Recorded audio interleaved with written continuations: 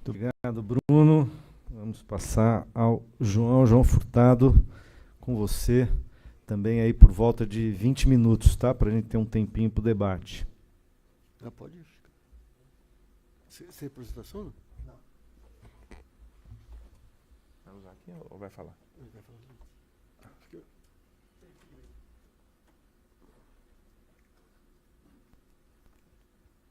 Está desligado.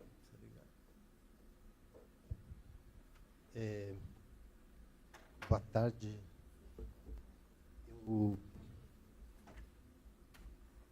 Eu queria começar pedindo desculpas para os organizadores por não ter podido participar das mesas anteriores. Eu assisti apenas um pedaço da mesa anterior, onde aprendi coisas muito interessantes.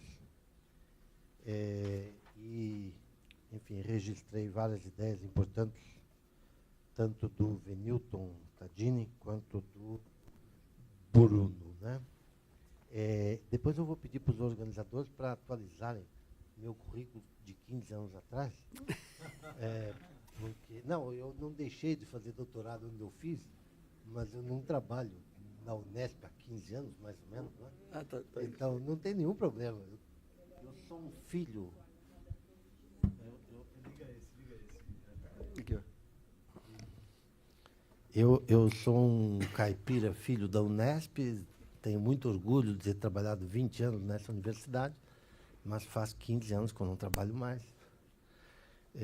Então, depois a gente atualiza isso, né? Mas, tirando esse momento de descontração,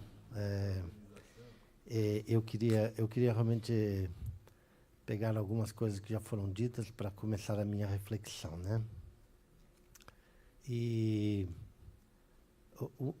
o meu primeiro,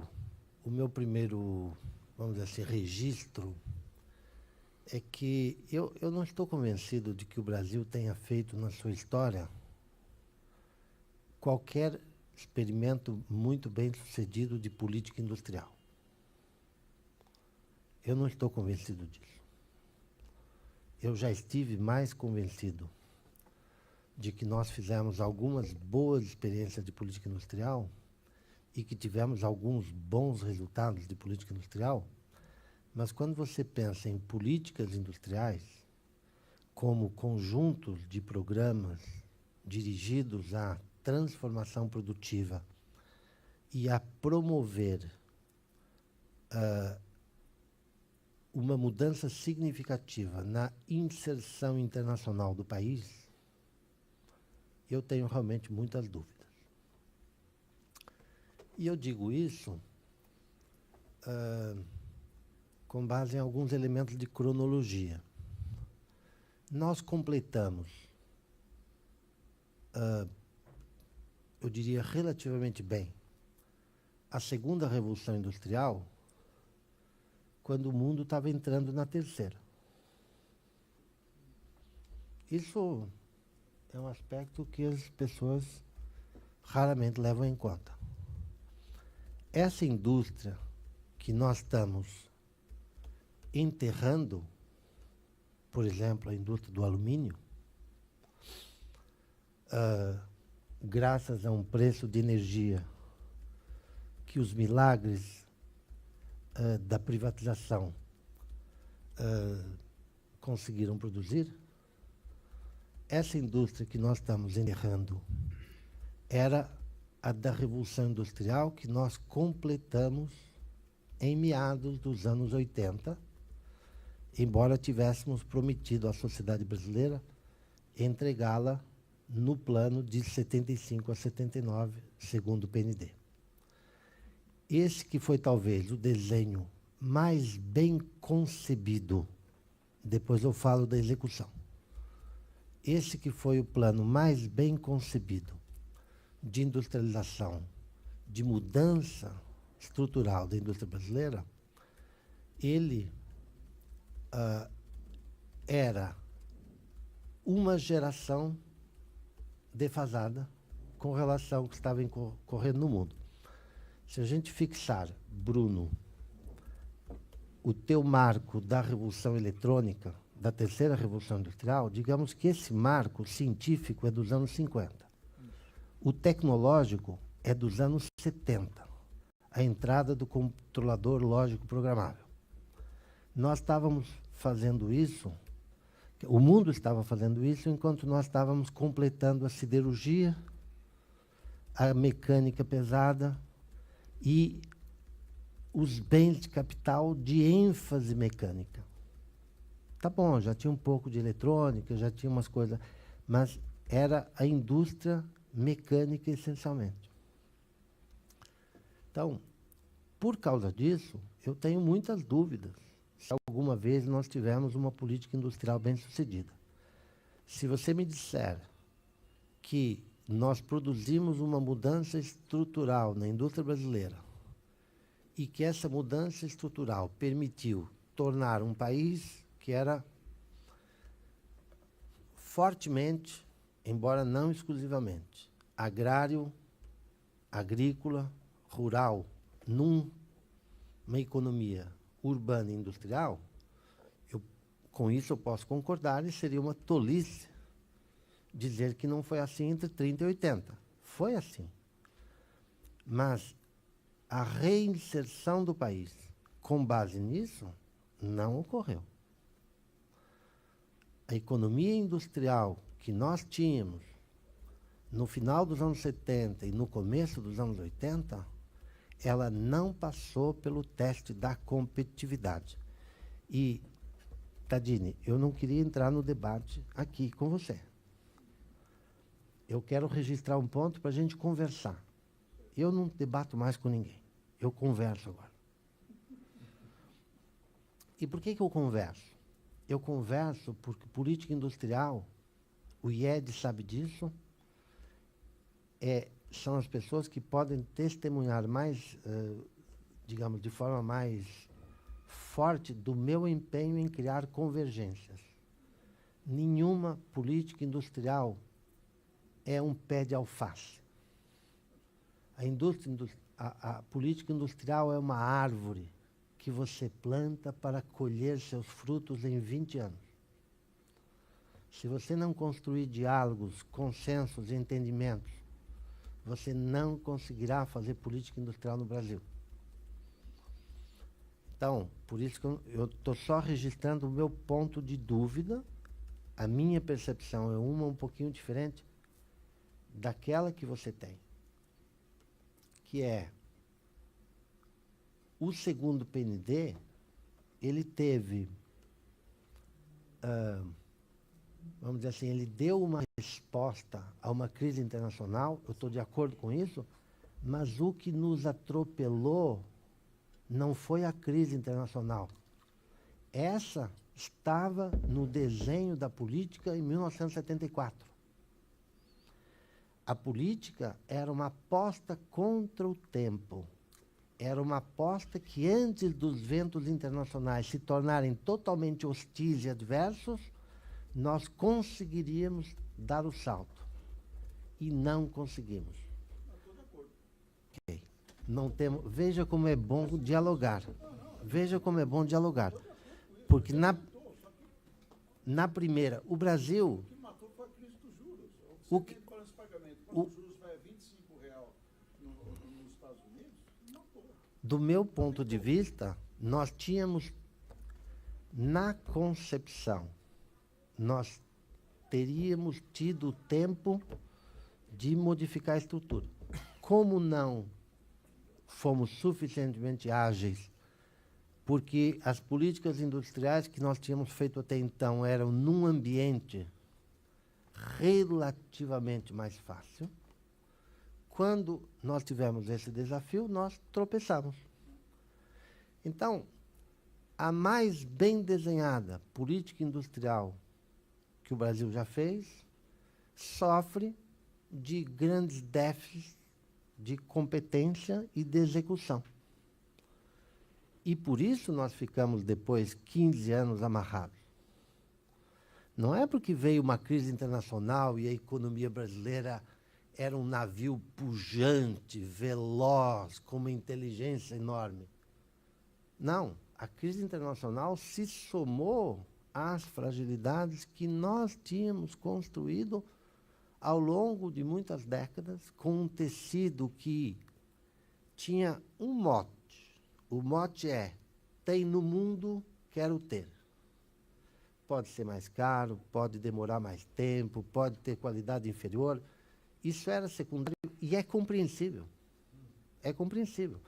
Você não pode pedir para uma pessoa estudar matemática e depois fazer uma prova de biologia. A estrutura industrial brasileira tinha sido desenhada para substituir importações. Ninguém disse que tinha que substituir importações e promover exportações. Ninguém lhe disse que tinha que promover distribuição de renda. Ninguém lhe disse que tinha que ser capaz de fazer com qualidade superior. Ninguém disse que tinha que ser inovativa. Os parâmetros do sistema 30, 80 são: façamos no Brasil o que existe no mundo. Ponto. Não tem uma segunda condição, nem uma terceira, nem uma quarta, nem uma quinta. Tem só essa. Por isso que eu tenho dúvidas sobre se nós alguma vez tivemos uma política industrial realmente bem-sucedida que tenha sido capaz de modificar a inserção internacional da economia brasileira, que é, afinal de contas, a prova dos 9 de uma política de desenvolvimento. A prova dos 9 de uma política de desenvolvimento é a condição número 1, é promover uma mudança significativa na inserção internacional de uma economia, modificando uma herança do passado, que é uma divisão internacional do trabalho que nós consideramos adversa. Essa é a prova. E, desse ponto de vista, nenhuma política industrial ensaiada no Brasil até 1980 foi uma política bem-sucedida. As que vieram depois, a meu juízo, sequer pretenderam fazer isso. Sequer. Eu acho que houve incursões aqui ou acolá. Isto vale para algumas coisas que foram ensaiadas no governo Lula, mas quando você vê o desenho, o macro desenho, este objetivo não é um objetivo, vamos dizer assim, que tem o mesmo grau de prioridade de outros objetivos que essas políticas desenharam, né? Então, eu peço desculpa por ter me alongado nesta introdução inicial e eu vou tentar disciplinadamente ir ao tema que havia sido proposto, que era o tema do financiamento, verdade? Você também não falou de financiamento, não tem problema. Não, falou assim... Mas você não gastou 20 minutos para dizer isso, né? Eles não estão gravando a gente, estão? Estão gravando. Está na posteridade. Vai ser divulgado para o mundo isso aí. Já está no YouTube. Eu esqueci completamente. Esqueci. É meu estilo. Eu realmente não... Você sabe que hoje em dia, quando eu dou aula, eu fico prestando atenção para ver se não tem gente gravando celular, né? Olha o tamanho do monstro lá. Não, mas eu esqueci completamente. Bom, o tema propriamente dito, que é... Um segundo. Que era o tema do financiamento. Eu preparei recentemente um documento que o IED divulgou. Eu agradeço ao IED a oportunidade de ter feito esse documento e foi um momento importante de reflexão sobre essa questão da indústria 4.0 e combinando isso com, vamos dizer, algumas ideias sobre a mudança do papel do BNDES e das demais agências brasileiras de financiamento para a promoção do desenvolvimento, né? O meu argumento principal é: eu não tenho, honestamente, eu não tenho nenhuma restrição com relação àquilo que se convencionou chamar política de campeões nacionais, exceto que não é uma política de campeões nacionais no sentido que lhe é atribuído. É uma política de criação, de consolidação de estruturas produtivas, sobretudo na indústria, mas não só na indústria,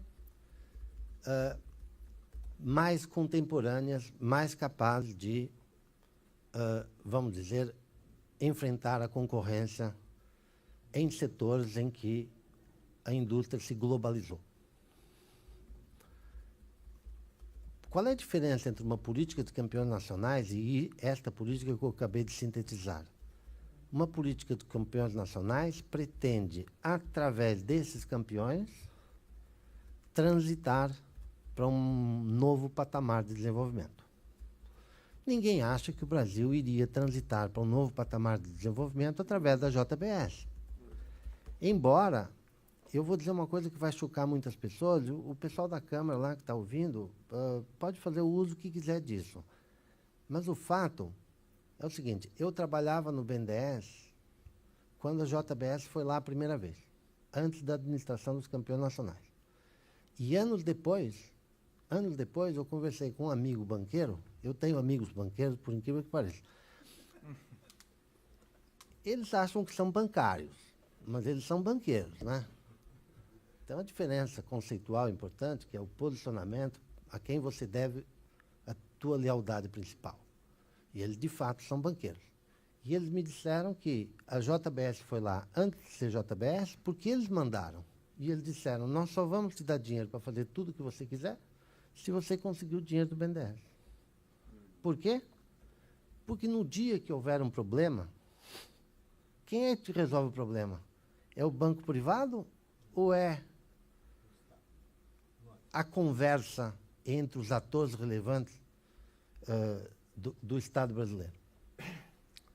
Então, é claro que eu conheci, em função de minhas atividades profissionais, eu conheci o setor de curtumes, por exemplo. E o setor de curtumes evoluiu extraordinariamente depois da criação da JBS. Antes de ter toda essa discussão sobre JBS, sobre corrupção, etc., você pega a tabela e vê quanto o Brasil exportava de couro cru, de couro semi-acabado, antes e depois da JBS. E você vê a diferença extraordinária. Que uma empresa privada, com capacidade de organização das suas atividades, capacidade de investimento, foi capaz de fazer essa transformação. Mas, quando falamos de campeões nacionais, não é disso que estamos falando. Quando falamos de campeões nacionais quando o mundo falou de campeões nacionais, quando o mundo criou seus campeões nacionais, como que eu faço para transitar para o próximo estágio do desenvolvimento das indústrias e dos principais mercados com atores que não têm envergadura para isso. Então, eu preciso criar atores que tenham essa envergadura.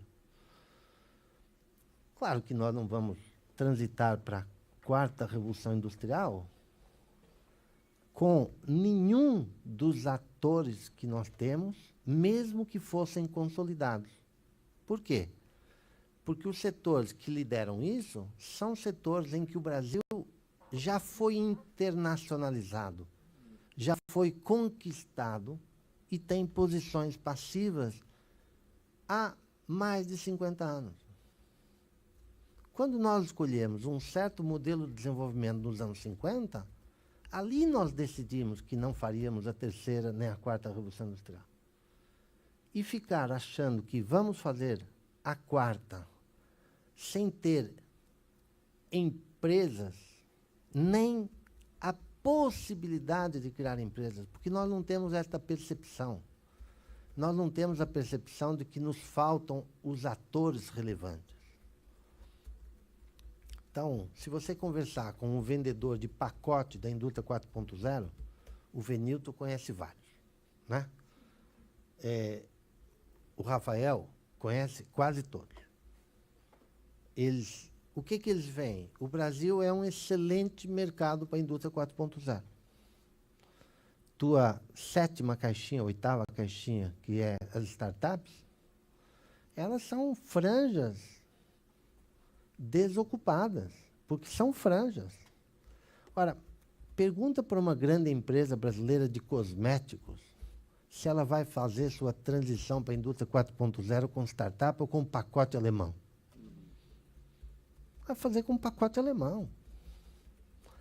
Pode até estar no teu slide sobre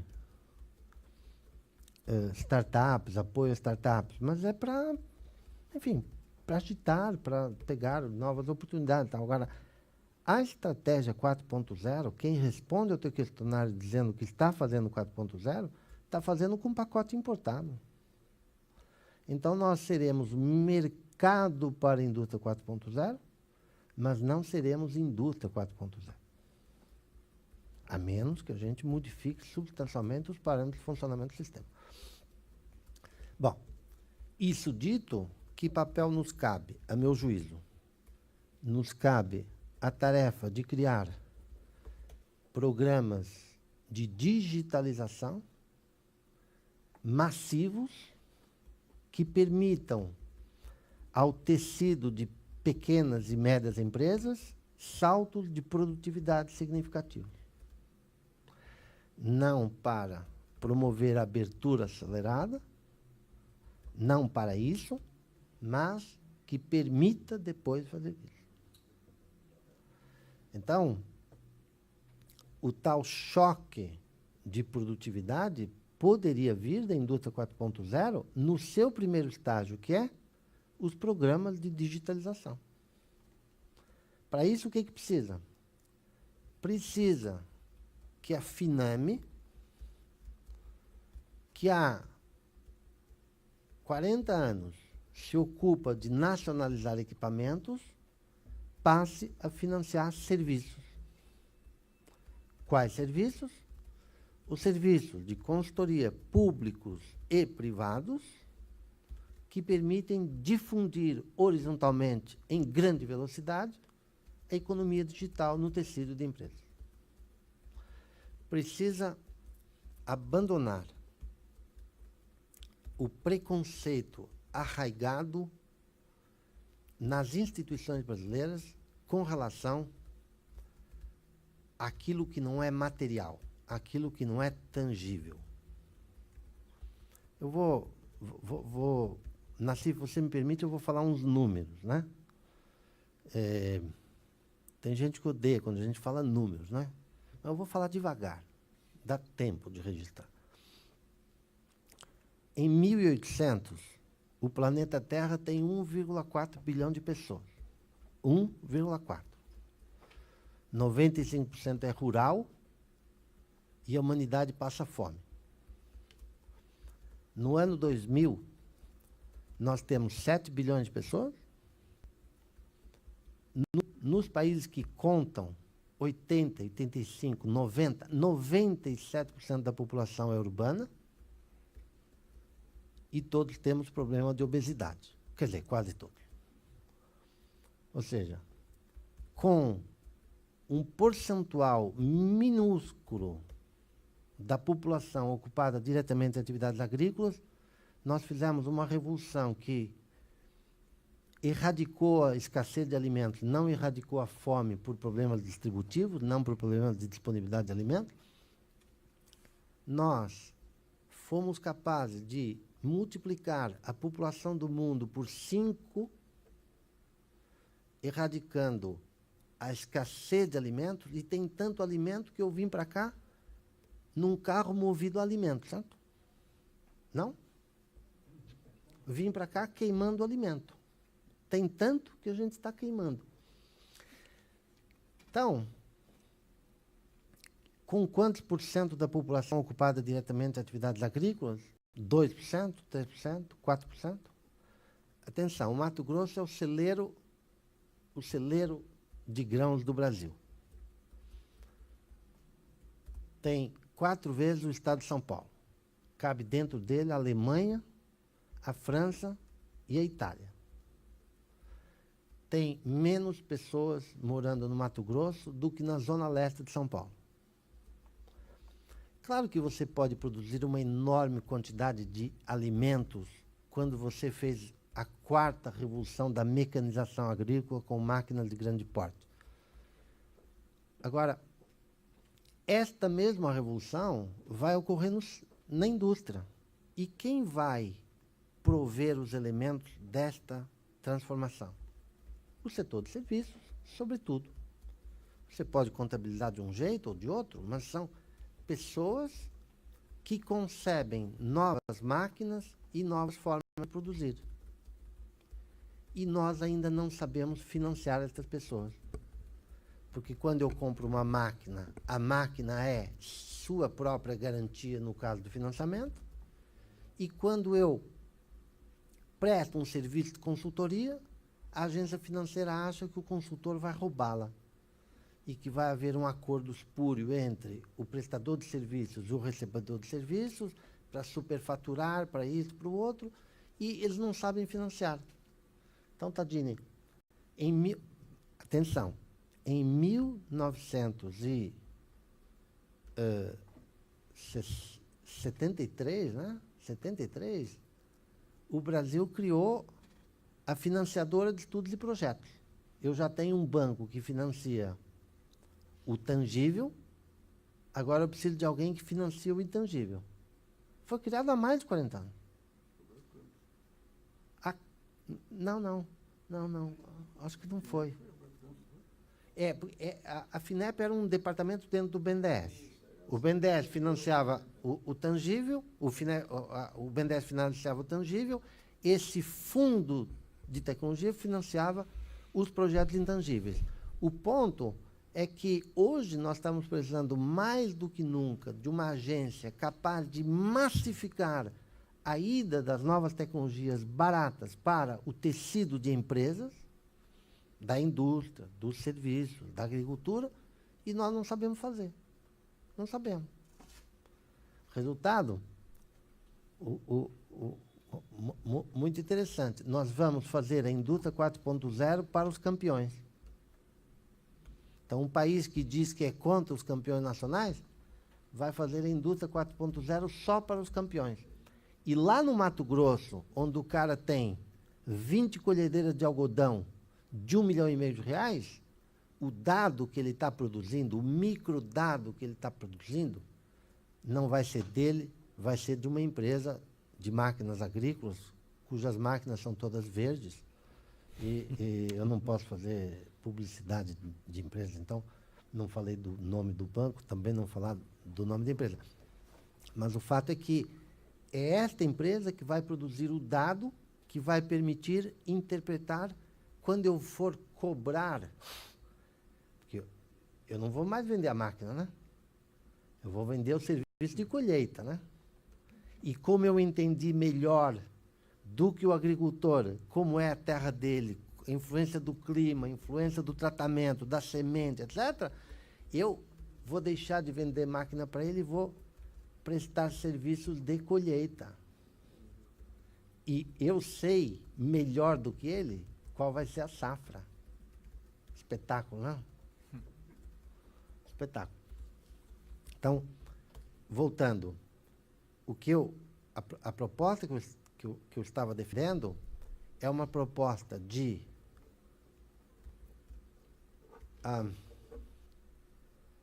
vamos ser menos ousados. 3 minutos, tá, João? 3. Eu já falei 3 minutos, quanto eu tenho ainda? 17? Eu adoro essa piada. Eu mesmo me divirto com ela.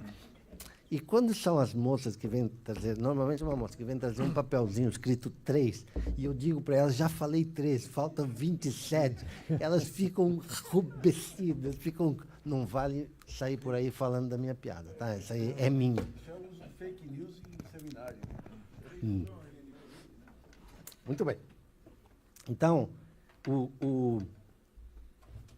a proposta que eu estou defendendo é a proposta de para de olhar para o vértice, porque o vértice vai se virar sozinho. Alguém acha que uma multinacional, líder do setor de detergentes no Brasil, vai ter alguma dificuldade de adotar um pacote de 4.0? A BDI vai ajudá-lo. Não, sim. Nós sabemos que a BDI é uma agência importantíssima, Mas ele precisa da BBDI para fazer 4.0? Quem é que precisa de 4.0? Pequena e média. É para essas que eu tenho que fazer um programa massivo. E não sei fazer. Nunca soube e, pelo jeito, não quero aprender. Porque eu não tenho instrumentos para chegar nela. Os instrumentos que eu teria, que são os instrumentos da capilaridade, no Brasil nunca se colocaram em marcha. Até no setor em que eu sabia fazer isso, que era o extensionismo rural, eu desaprendi. É só ver o estado que estão as organizações estaduais de pesquisa agropecuária. Você não sabe mais fazer extensionismo rural. Imagina extensionismo industrial e para levar a digitalização para o tecido de pequenas e médias empresas. E, no entanto, é facinho, facinho. De 50 mil reais até 500 mil reais, você cobre o universo de empresas. Ah, não tem dinheiro para pagar. Bom, existe fundo perdido para quê? Existe fundo perdido para isso. Você falou de 9,1 bilhões. Guardei o número certo, tá? 9,1 bilhões. O pessoal, nossos amigos do BNDES, são funcionários públicos zelosos, pessoas da maior responsabilidade, pessoas sérias, dedicadas, trabalhadoras, bem formadas. Eles dizem, João, mas tem alto risco. E não diga, emprestar para a Petrobras tem baixo risco, né? Né? Emprestar para a Petrobras tem baixo risco? Não tem baixo risco. O problema são os órgãos de controle e essas maluquices aí de considerar qualquer investimento Não que não vale. seja... Não vale. Tem que mudar isso aí. Existe uma lei no Brasil que permite dar subvenção econômica. Foi aprovada pelo Congresso Nacional.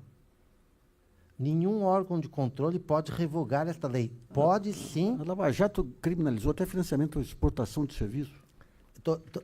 Ok, eu faço 100 mil operações. 100 mil operações de 50 mil reais a 500 mil reais. A fundo perdido para pequenas e médias empresas. E você acha que algum dos contratos de subvenção que a FINEP fez, assim que criou o instrumento da subvenção, foi questionado até hoje? Nenhum. Nenhum foi questionado pelos órgãos de controle. E eu não estou dizendo que não haja problemas nessa seara, você os conhece muito melhor do que eu. Eu estou dizendo que isso não é razão para não usar o instrumento. Então, encerrando, eu tenho dúvidas se alguma política industrial no Brasil poderá nos preparar para aquilo que é o sonho das políticas desenvolvimentistas, que é a mudança na reinserção do país, digamos, na divisão internacional do trabalho, mas estou convencido, vou retirar o convencido, tá? Tirando o convencido. Eu estou fortemente persuadido, é diferente, não? Porque eu estou persuadido, eu posso ser repersuadido rapidamente. É só alguém me apresentar uma ideia. Tem um debate muito interessante do Keynes, nos anos 30, em que alguém cobra ele, num debate no rádio, cobra ele de ter mudado de posição. E ele diz, mas quando eu descubro novas evidências, eu mudo de posição. E o senhor faz o quê? Então, eu não tenho problema nenhum de mudar de posição, mas eu estou fortemente persuadido de que o impacto na eficiência produtiva, alocativa e distributiva de uma política desta natureza é muito superior à de qualquer política que queira olhar para a elite empresarial e, a partir da elite empresarial, querer mover-nos para o próximo estágio da transformação industrial. Eu sei que ainda faltam 26 minutos.